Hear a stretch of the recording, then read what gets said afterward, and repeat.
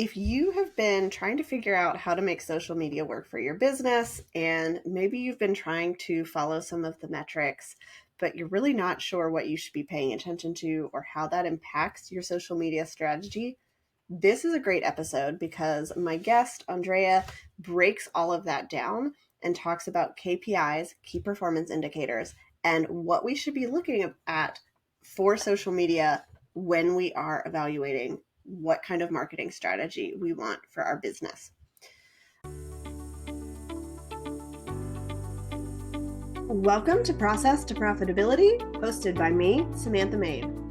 Process to Profitability centers on strategic processes that reduce costs while increasing conversions, productivity, and efficiency for creative CEO women who are growing sustainable, successful service-based businesses. We'll discuss strategies that produce sustainable profits and how to apply these processes to your small business through solo episodes and some amazing guests this season. And I talk about what you need to have in place before you start a marketing strategy, and then she shares the 5 KPIs that you can consider and should be thinking about in your business. We also talk about how you can pick which ones that you want to really focus on right now and what that means for how you put together a marketing strategy. I also ask her a question at the end about what we think about new social media platforms that are coming out, including Instagram Threads that released a couple of weeks ago, and what we need to be doing with those platforms and those new shiny objects as business owners. Andréa Jones is the social media strategist helping brands with bold personalities, bold opinions, and bold ideas make bold moves towards elevating their thought leadership and growing their business using the power of social media. Ready for a light on your approach to social media? No heavy lifting required. Reach out to her at onlinedrea.com or at onlinedrea on Instagram. Hi, Andréa. Thanks for coming on the show today. Yay, thanks for having me back. I'm super excited to have you back. And for people who haven't listened, because it was years ago that you were on the show, we did an official intro, but can you give us a little bit more about your business journey, especially since the pandemic and all of the stuff that has changed in the last couple of years? Yes, so much has changed. We were just joking, it feels like a decade. But so I'm a social media strategist. I work with my clients and offer done for you services. That's still my primary source of business, but I also teach in the Savvy Social School, which is my membership program, the same strategies that I apply to my clients. I work a lot with founders, entrepreneurs, business owners who have big personality behind their brands. Usually they are the face of their brands. So the strategy tends to be specific towards that. And since the pandemic, my business has actually grown quite a bit. March 2020, April 2020, things tanked. I have a few clients who were in the event space who could no longer host their live events. But very quickly after that, things sped up because after sheltering in place, which was supposed to be for a couple of weeks and extended way past that, everyone turned to online connecting. So my world grew very rapidly because a lot of people were learning how to network and be in community in digital and virtual spaces. So over the past 3+ years, things have grown quite a bit. I grew from a team of, I think we had 5 or 6 people. Now we have 13. So I've been learning a lot in tandem with a lot of social media changes that happen too. Things like the iOS changes for Facebook ads, which really narrowed down how you can target people on Facebook, to new platforms emerging. TikTok rose in popularity during the pandemic, and now we have Instagram Threads. So things like that have also bolstered my business in a way because people need to be educated around those new platforms as well. Yeah. So we're talking specifically about KPIs for social media and knowing what's working. My whole series right now is on data-driven decisions, trying to use actual numbers and data to figure out what you need to be doing in your business. And I think people forget about that for social media. We look at a follower count, or we might look at, okay, I've gotten some DMs, but we're not thinking about it beyond that. Yeah, and one of my friends told me this feels like stepping on the scale. Like, we don't want to look at the metrics because then it may show us that we're not as close to our goals as we think we want to be, or we feel like we have to weigh in every week or month. So I totally understand that feeling. And how I usually challenge business owners to think about this is first think about your goals and then take a look behind the scenes to see if what the actions you're taking are meeting your goals. And so you may be surprised by which content pieces perform well or which don't based on those goals. So there are 5 different categories of metrics that you can look at. And usually I tell people to choose 1 to 3 of these and then start tracking them once a month.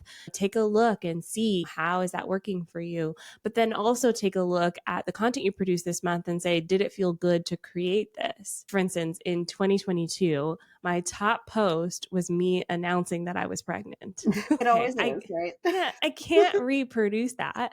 And nor do I want to. One of my boundaries is not sharing my daughter on social media. So for me, I know that would work. She's freaking cute. People would love her. And it doesn't feel good to me personally to do that. Taking a look at the numbers, yes, but then also taking a look about, okay, how did this content feel for me and my business goals?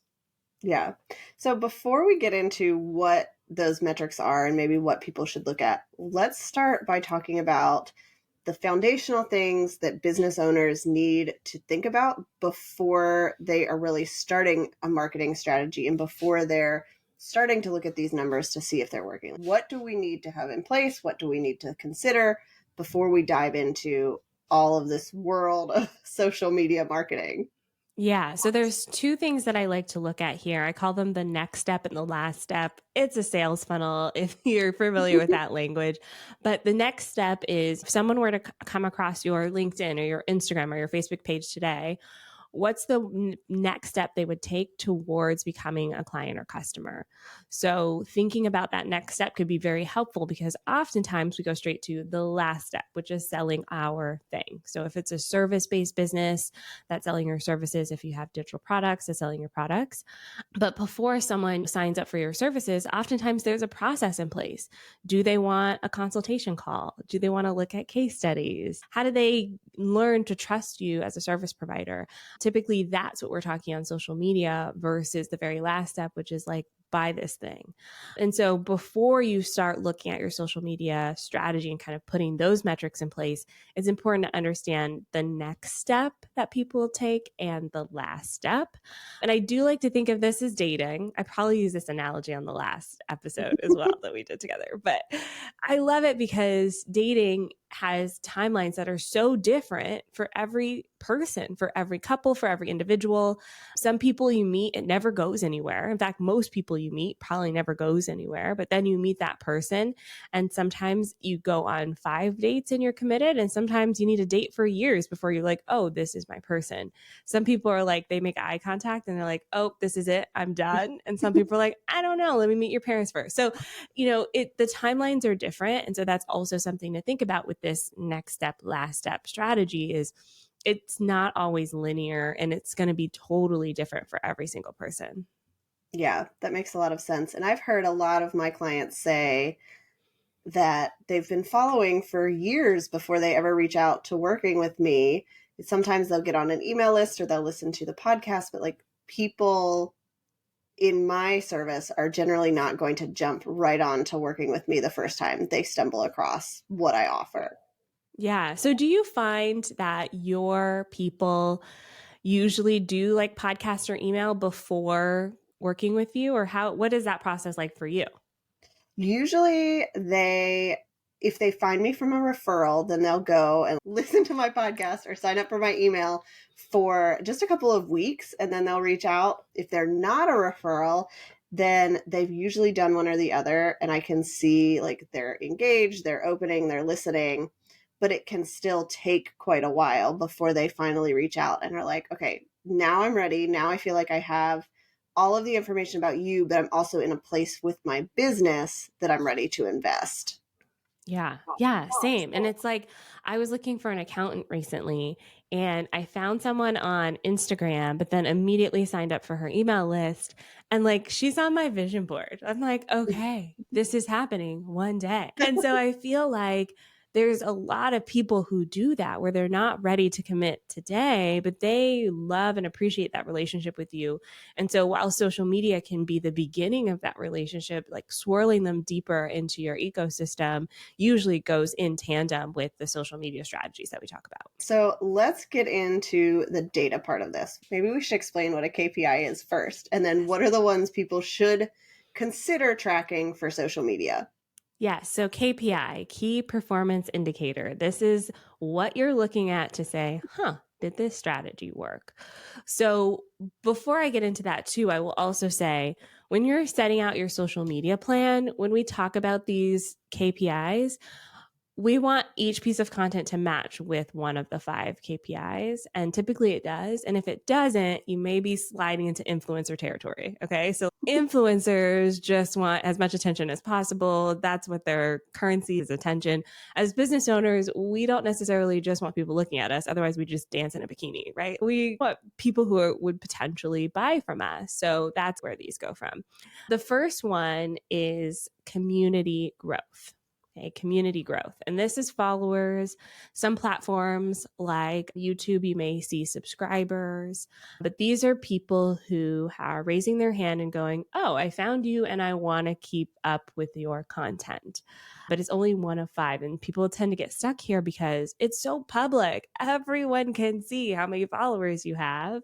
But oftentimes when I ask my clients and they say, oh, I feel like I'm not growing, well, where did you start? And they go, I don't know. And so even if you feel like you're not growing and you want to measure community growth once a month, I like to do this on the first of the month. Go look at your platform of choice and just write the number down. It doesn't have to be too complicated. You don't need a spreadsheet.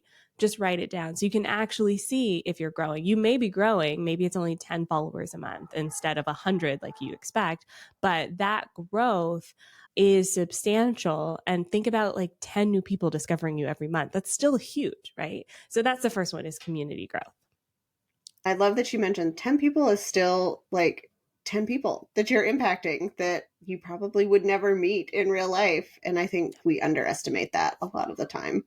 Yeah, 100%. And I think too, we look around at what other people are doing or competitors. I can promise you, they have teams of people helping them. So if you're the one woman show, one person show, like you're doing amazing. So what's the some of the other ones that you recommend people think about? Okay, so the second one is impact. Okay. And this one is great for those of you who maybe you're not seeing a lot of follower growth, but you want to reach more people. So we're looking at metrics like impressions, we're looking at reach, we're looking at video views. Okay. So how many people are actually consuming our content? And this is super important for discovery placements like Instagram Reels or Facebook Reels, because those placements are designed to go out to people who don't follow you. So if you are not seeing your follower number growing, let's take a look at impact, right? How many new people are you reaching with your content? And both Facebook and Instagram will show you that in the data. They'll show you how many people saw this post who are following you and how many people saw it who are non-followers. So this is super important. Like if community growth is part of your goal, looking at impact is great. Video views also on platforms like TikTok are way more important than followers. Okay. So TikTok is designed for discovery 100%. You can follow people, but that's not really the point of the app. If you want to be successful on that platform, looking at impact is the key there. So how many people are discovering you consistently? The third metric is engagement. So this is likes and comments. So when we're looking at a post, how many people are liking, how many people are commenting, but also hidden metrics like shares and saves go under this category as well. So on Instagram specifically, people will share your post to their stories. It's kind of part of the atmosphere of the Mm-hmm. app. So if people are sharing your post to your stories, then now take a look and see how many non-followers are looking at that post. So your impact is increasing as people are engaging with it even more. Engagement as well, to me, can be challenging depending on your brand. So I work with a divorce lawyer, for instance. People don't usually follow Yeah. or comment, but they are saving. Okay. So they see her post, her video about how do you negotiate a certain thing when you're going through this very challenging time. Oh, they're saving that for later. So for her, we look at saves specifically, shares too. Even if they text that to someone, it shows up as a share as well. So the fourth metric to look at is intent. Okay, so we have community growth, impact, engagement, and intent. So intent is someone kind of getting closer to converting. Okay, so specifically on a platform like Instagram, we're all saying, click the link in the bio, right? Click the link in my profile. How many people actually even went over to your profile to begin with? You can look at this on the post level and you can look at this on the account level as well, profile views. So profile views also on LinkedIn and on Facebook and on TikTok, actually, you can look at. So how many people left your post and then went over to your profile to learn more about you? They haven't clicked the link in the bio yet, but they're taking that next step. Measuring this will be helpful to see where people are dropping off. So if you keep saying, click the link in my bio and no one's clicking the link, let's take a look at if people are even navigating to your profile to begin with. And if they are navigating to your profile, there's something on your profile that's a disconnect between what you said in the post and the link that they're supposed to find. Maybe they got distracted, or maybe they looked at your profile and went, oh, this post isn't for me. So that's another way to see if that metric is working. And then the last one is conversion. So when we think about conversions in the general sense, usually we're like, oh, we made the sale. But in social media terms, this is usually they're leaving social media to go do the thing that you're asking them to do. So they're off the platform now. And this is the hardest one because every single platform will slightly penalize you for this, right? Instagram wants people to stay on Instagram. Facebook wants people to stay on Facebook. So if you're linking to something else, they go, oh man, every time Samantha posts, people are going to her website. I'm going to show them a different post that keeps them on the page, right? So it's a very challenging metric, but it is super important as a business owner. We definitely want to lead people down that path. So we're looking at link clicks for this one, or tapping that link in the bio. How many people actually took action towards the thing that you're asking them to do? Okay. So you mentioned there are 5, and it seems like they're in different phases of where you're at and where you want people to be. How do you figure out which ones might be what you need to be looking for in your business? Yeah. So typically we do need a balance of all 5. So something like impact, for instance, we want new, fresh people coming into our world consistently because it leads them to the other areas of the metrics. Engagement is great because, like I said, Instagram, Facebook, LinkedIn, TikTok, they all want people to stay on their app. So that's one of the ways the algorithm goes, oh, this person is helping us sell more ad space. So we want some posts to be focused on engagement. We want some posts to be focused on reaching new people. We want some posts to be focused on intent and conversion. So having a balance of that content will be really helpful. But knowing your own metrics will also be helpful. So I had a client who sells a product, like a physical product, an e-commerce store. And anytime we tried engagement posts, they just did not do well. Like asking questions, starting conversation, people are just like, I don't care, talk about the product. So for that brand, 80% of our content was promotional in nature. Like we were talking about the products, and then people would love commenting, engaging about the product itself. So it also depends on your audience as well. Like, what do they want to see? What do they engage with? Which is why we like to do this little health check once a month, just to take a look at what actually is working. Long story short, we do want a balance of content. And once we start testing out that balance of content, we want to double down on what works for our audience. Okay. And then did you have a strategy for measuring the KPIs that somebody has chosen to look at? You told us where to find them, but how do you have people keep track of those and see what's going on? Yeah. So if you're just starting measuring, we're going to start simple. Okay. We're going to start at kindergarten level and we can graduate up to grad school and get a PhD in metric tracking one day. But if we start out PhD level, people get really overwhelmed and they get lost and they go, this is not for me. So we're starting off with just writing it down. So in the Savvy Social School, we have this like little metrics planner that we give to our members. And literally once a month for 12 months, you'll write down 2 to 5 metrics that you're tracking. So you'll pick one and write it down. That's the easiest way to get started because then you'll start to see trends. Then when we graduate from kindergarten, we go into using a spreadsheet. Spreadsheets are great because they can start calculating percentages for you, how much you grew every single month or not in each area.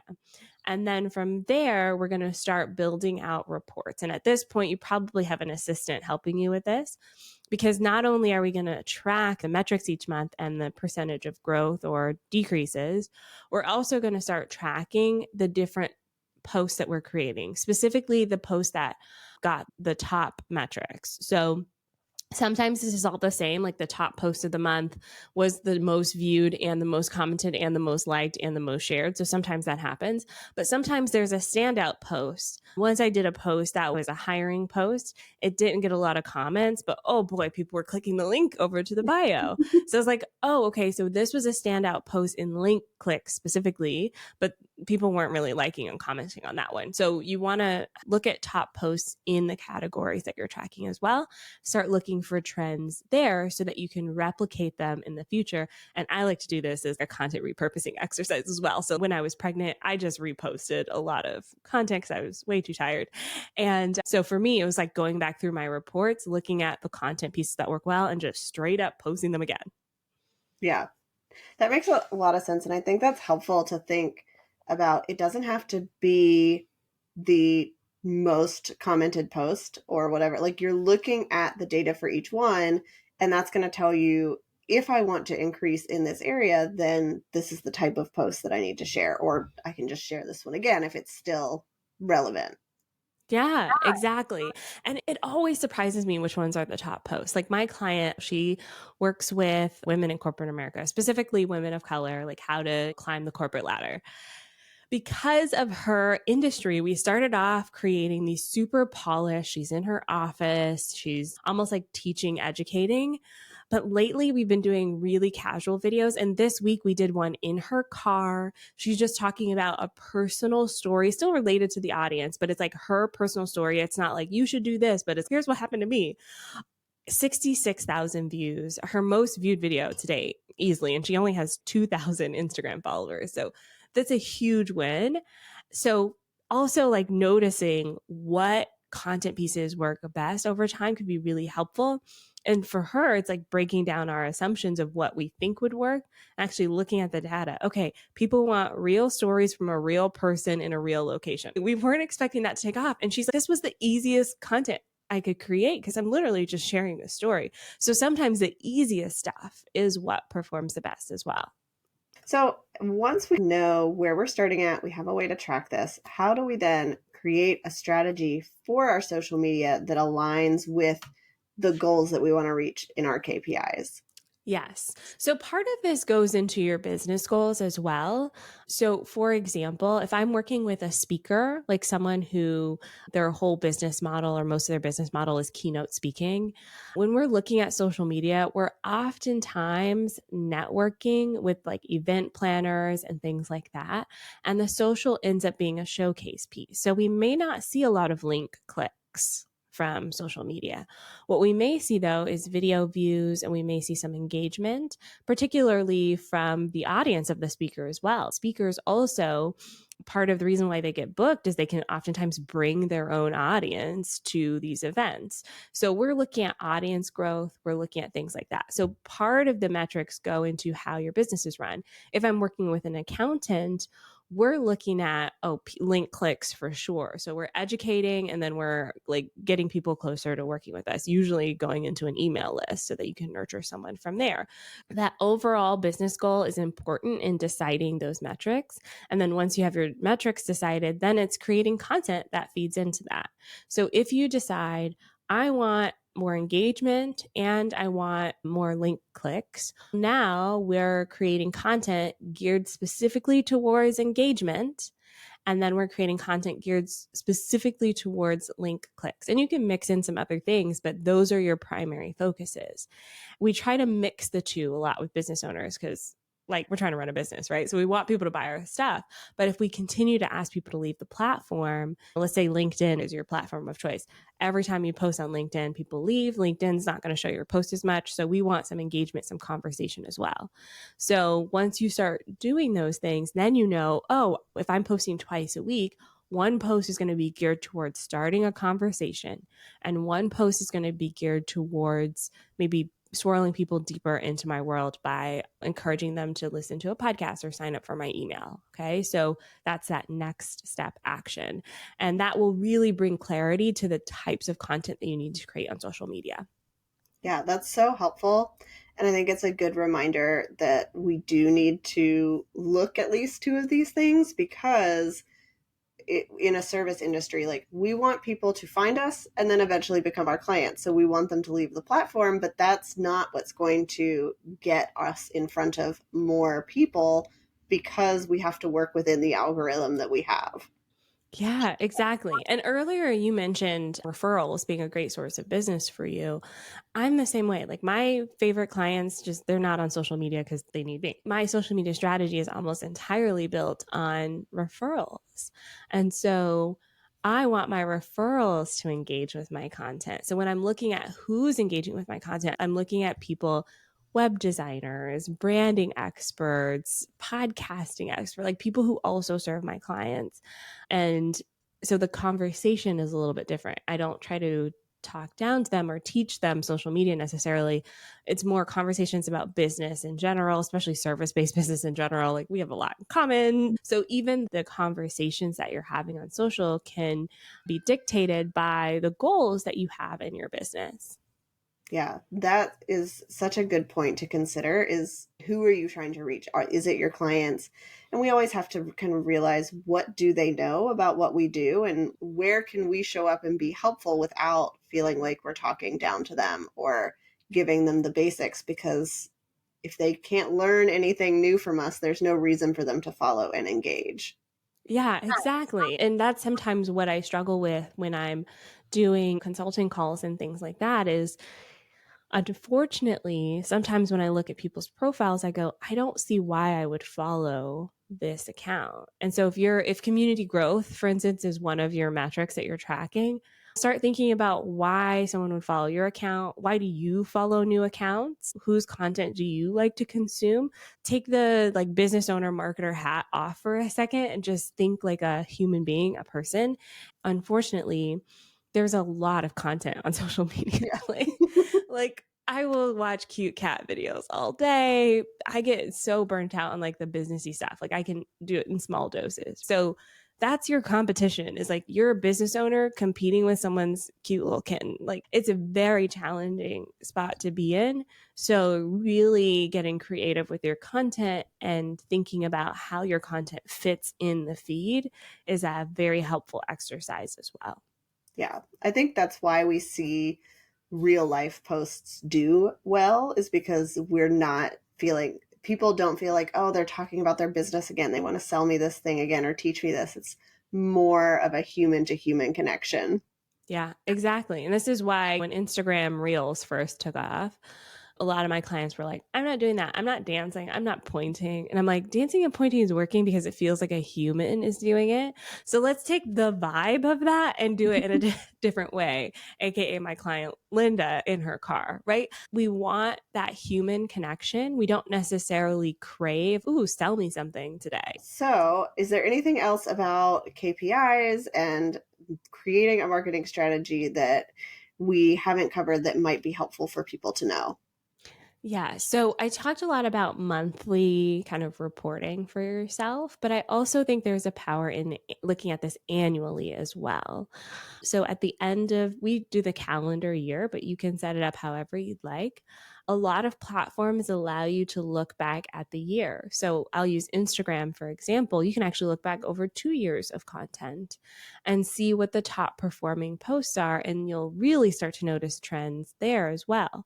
So the posts that got the most comments, the posts that got the most shares, the posts that got the most saves, start taking a look at those and seeing if you can replicate them again.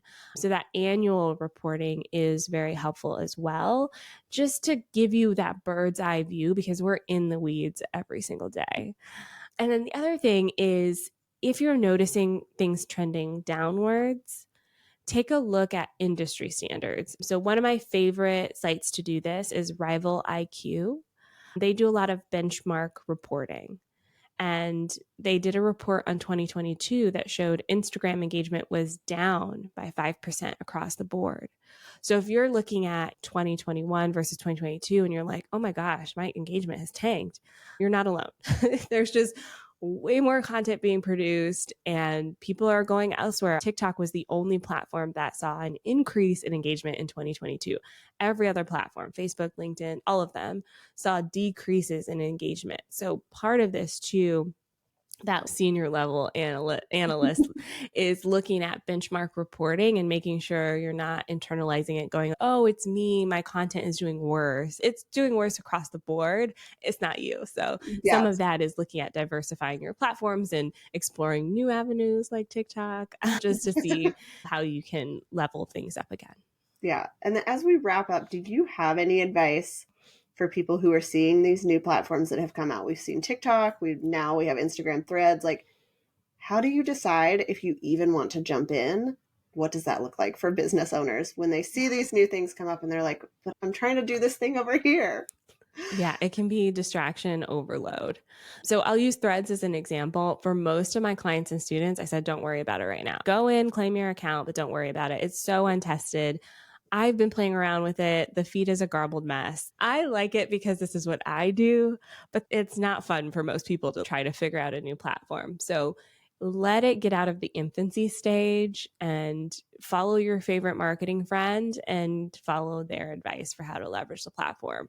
You're not an expert in that space. And there's still, when I say Instagram engagement is down by 5%, that's still a lot of people that you can engage with. So it's not like it's gone down by 100%, right? So there's still a lot of opportunity on the platform that you're currently on. So follow your favorite marketer friend. And then if you have time, and typically this happens once you start building out a team, then you can start playing around with new platforms. So my rule of thumb is 80 to 90% of your time should be on your platform of choice. So if that's LinkedIn, 80% of your time's on LinkedIn. The rest of the time, you're taking that content, repurposing it to other platforms. Maybe you're testing out some things. Unless you want social media to be your full-time job, that's typically what I recommend. Okay. I'm sure that's a huge relief for people to feel like they don't have to just jump on everything that comes in. We can go in, we can claim it, and then we can just let it sit until we figure out, okay, how is this working for other people? Does it even make sense for the way my business runs? Yeah. And listen, time is money. So if you need to hire a consultant, take a course to fast track your learning on a platform, definitely do that because you could waste a lot of time. I'll use Clubhouse as an example. I did not like Clubhouse. Y'all remember Clubhouse? You remember Clubhouse? I didn't like it, but I spent probably about 5 to 6 months deeply studying the platform because it's my job. And I did create a course around it and did some lead magnets and things like that. So I educated people on how to use it, but I was very clear that education, like, I don't recommend this for most people. It's such a huge time suck, and here's why. So I think getting that information from someone who has spent a lot of time on the platform could be helpful. The one exception I would say to that is baby business owners tend to have a lot more time because they may not have the clients yet. So if you do have time, you may have time to explore something, but I would still recommend exploring a more mature platform first over a new one. Awesome. And that helps us. We don't need to listen to the influencers who have decided they can teach us about threads after they've been on there for 3 hours. We really need to find somebody who understands what we're doing as business owners to learn from. Yeah, and someone whose values matches yours. I alienate a lot of people sometimes because I'm not there on weekends. I don't have notifications turned on. I have really strong boundaries around social media. And if you want like a marketer like let's say Gary Vee, who's like posts everywhere all day, all the time, go follow Gary Vee. If you want someone who's more, hey, I'm figuring out how to make this work for me. I'm not just posting everywhere all day, all the time. Find your marketing friend whose values aligned with yours, and then it will help you in deciding, how to spend your time in marketing. And that goes for anything, not just social media too, like email marketing, web design. Find the people whose values align with yours. Yeah, that's so important. All right, so if people want to learn more about what you do and see how you approach all of this, what's the best place for them to connect? Yes. So I am on all social media, but hint, hint, my team does a lot of this. People are like, you're everywhere. I'm like, I'm not. So I'm everywhere at Online Drea, online DREA. And if you like podcasts, check out the Savvy Social Podcast. You can find it on all the podcasting apps. We release new episodes every Tuesday.